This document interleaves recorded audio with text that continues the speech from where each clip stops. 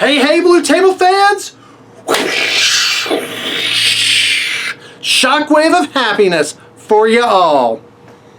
Alright, today I want to tell you about something great that I found. I'm at my local shop looking for Pathfinder stuff, and also, you know, just to take a break.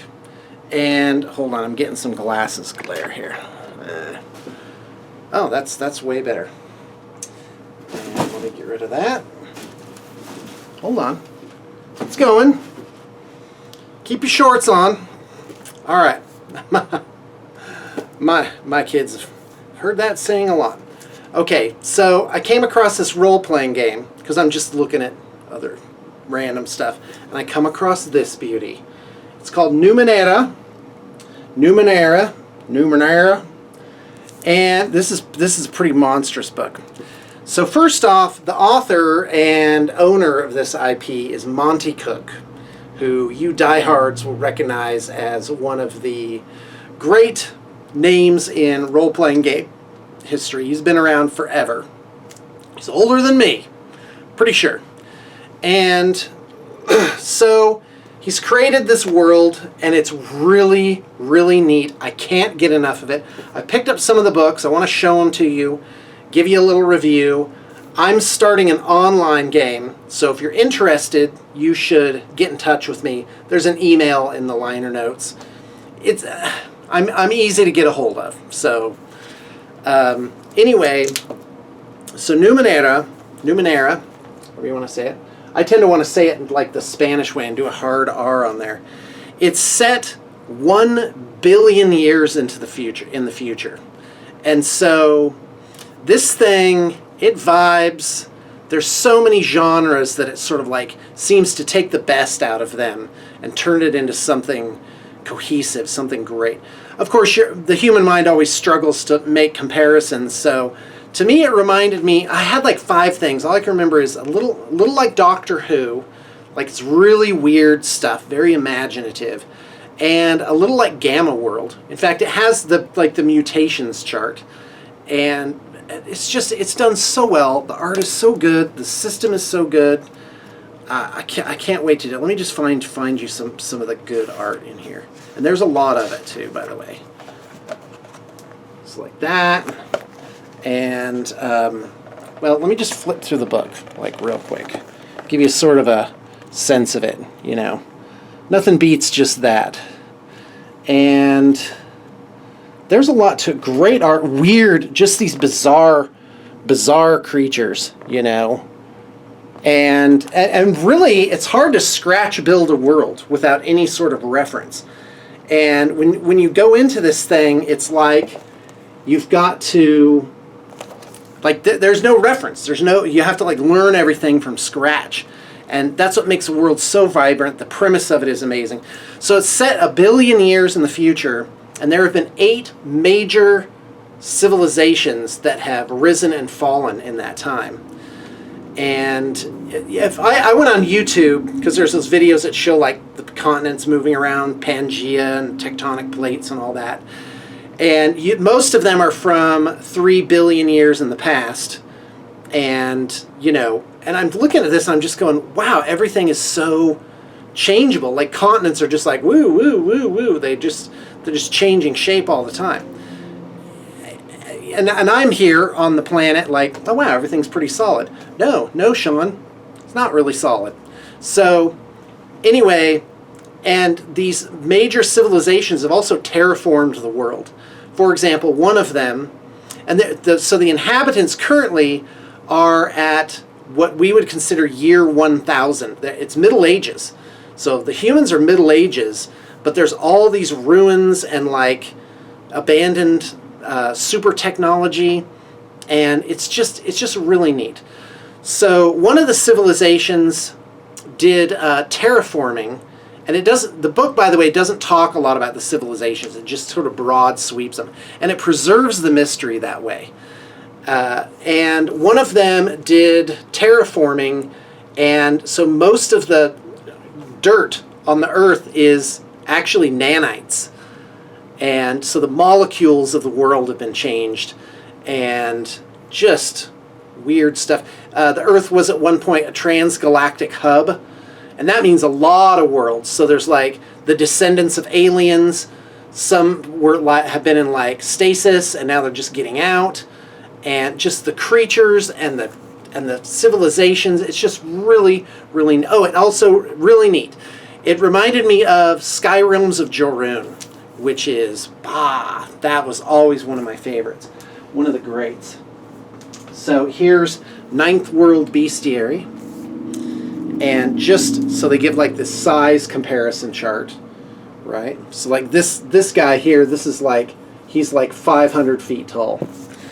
And just the art is just outstanding. And these creatures are when your party encounters them, they've never seen them. I mean, these are like villagers, you know, and just bizarre stuff, you know. And so that's the bestiary number 1. To get all the to play the game, just get like $41 of the PDFs. You should get the core rulebook, and you should get character options 1 and 2, which I bought in PDF, and that kind of would get you started, and then your GM would need like a module or something. That's really enough. My next buy would be, of course, the bestiary. That would be the GM to get that one. And then my 5th buy would be Technology Compendium. This thing is great. So what happens is, and I'm not even talking about the system. I might get into that. The system for this is just really cool. And so you have oddities, ciphers, and artifacts. So oddities are things that don't do anything useful, but they you know, they're like the mysterious remains of an earlier civilization. Like a ring, when you put it on, it makes your tongue change color. You know, it just cycles through these different colors. And then there's ciphers, which are usually easily understandable and usable, like limited charge things like pills or an injection, or what was it, like a grenade is a cipher. And then artifacts actually have like buttons and like something where you have to like figure it out, you know. And it's so neat, so neat. And the character creation is simple, fast. So I'll give you the highlights of the system right after the book. So get Technology Guide, that's an important one. And that has 500 technological items in it that, I mean, just so much cool stuff. And like weird things. My favorite one so far, I can't remember what it's called, but it's a device, it's a collar, human-sized collar. You put it on, and as soon as you do, it activates, and it slices the head off, but it preserves it conscious and in perfect condition for 10 minutes. And if you put the head on a similarly shaped body, like the neck hole, you can turn it off, and the head will be implanted perfectly onto the new body. And I'm like, that's neat. Because and the mystery's there. It's like, they don't explain where it comes from, what it was used for. It's all just this mystery. You just kind of fill it in.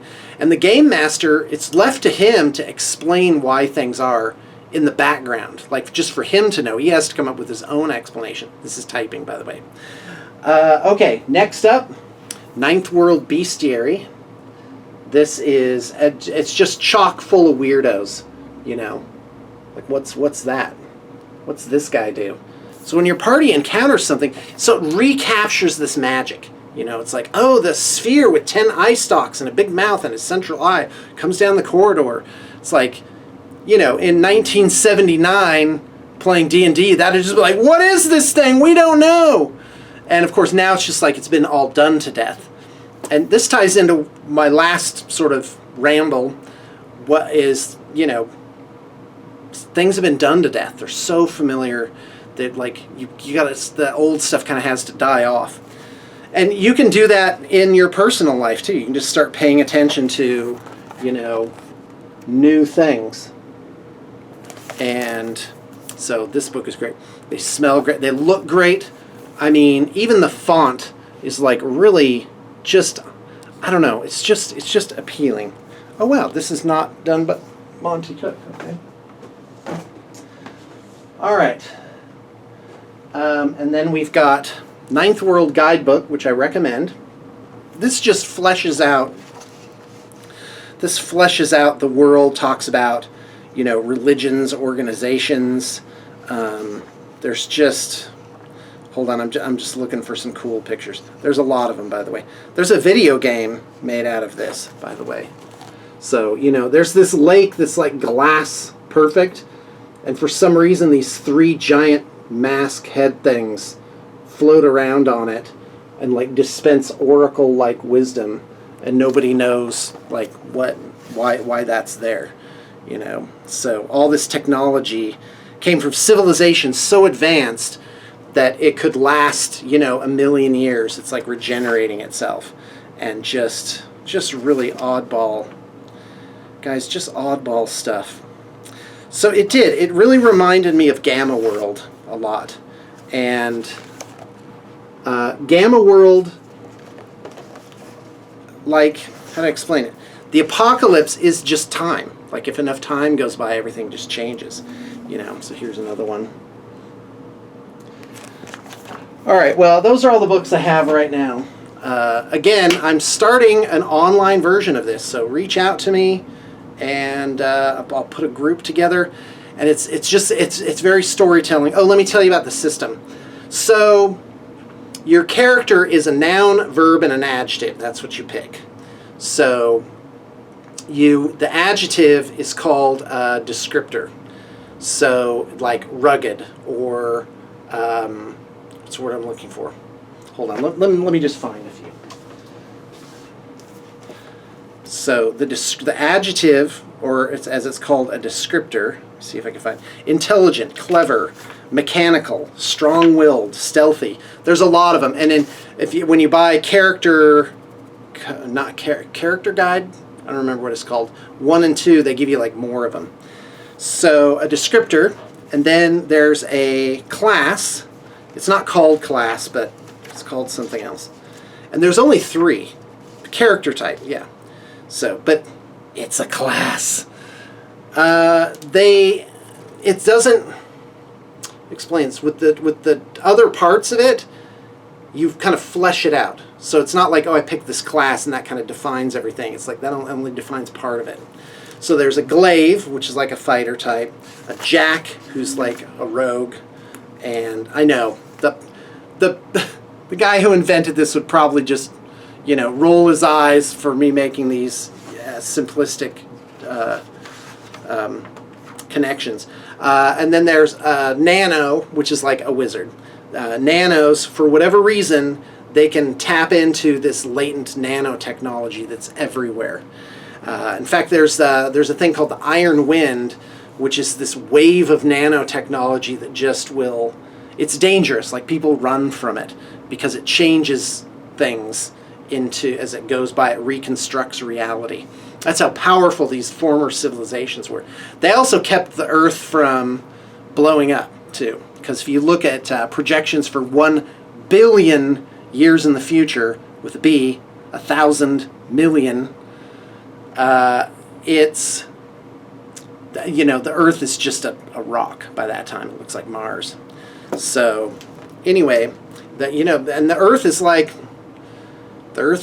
75 years old, you know. That's supposedly 3.3 billion years, something like that. Okay, and then you have the verb, which is a thing where it's like what you do. So it could be rages, rides the lightning, masters weaponry, leads, lives in the wilderness, fuses flesh and steel. And you can get like almost like superhero powers out of this. And it's very storyteller driven. This is not, because of course with what I do, I want to just turn everything into a miniatures battles game. But of course that's a huge investment of time and resources to, you know, get tables set up and all of that. So I decided not to do that. I decided just to do it online because it really suits itself. So what I want to do is I want to have a group, maybe even kind of a casual group where I have people like rotating in and out, and we'll have a specific time for sessions, but we'll also just be kind of running it during the week too. You know, I've got a Facebook group for it. And okay, so yeah, I'll talk about terrain on the other video. So guys, thanks for tuning in. Blue table painting, by the way, is, oh man, awesome. Thank you. Thank you so much. The last 2.5 years, I've gotten so much great support, good vibes. People have been good. They've been really good. And I know you that are still viewing after all this time definitely have been really kind, had some best wishes going. And I really appreciate that. I just looked at the project list. So I have a web page that shows all the projects we're working on. And I send that link to anyone that inquires about getting a project done. That way they know, well, what are we how many artists are on the roster? What are they working on? And down at the bottom, the page is huge, because down at the bottom is the giant list of projects just completed in recent memory. And that's why blue table painting can't really be compared to any other thing in the field. It's like, I'm like, well, when you've done 3,000 projects, then come see me. And even that'd be less than half. And so it's unprecedented, and I don't know. I don't know how the story's going to end, but it's looking up right now. So I did the count. Every 3 months I do what I call a basic solvency report. That's not official language, I just made that up. And that actually goes like more or less to the dollar on where everything is. But anyway, I have we're working on 50 projects, and only 13 of them are in pre-op. Like, I'm still waiting for models. So 12 of those 13 are I'm just waiting for the models to come in. And then one of them is actually here but not assigned. Actually, I have 2 projects. To be fair, I have one that I haven't registered yet, now that I think about it. So anyway, and that's good. Even if you add some backlog stuff on there, it's still, that's great. And that's recent history too. You know, oh my gosh. Like today I just spent hours with artists, you know, going over everything and making the assignments, making sure, like when I'm done with this video, I'm going to be going and writing up contracts. It makes me happy. It makes me happy inside. So thank you. All right, off I go. Bye.